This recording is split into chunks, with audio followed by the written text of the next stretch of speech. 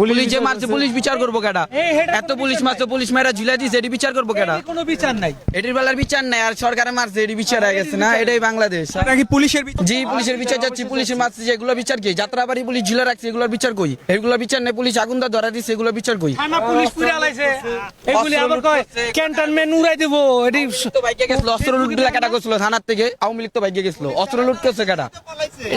তাইলে ধরা পড়ছে, সেনাবাহিনী কিছু করছে, আর তো ধরা পড়েই নি।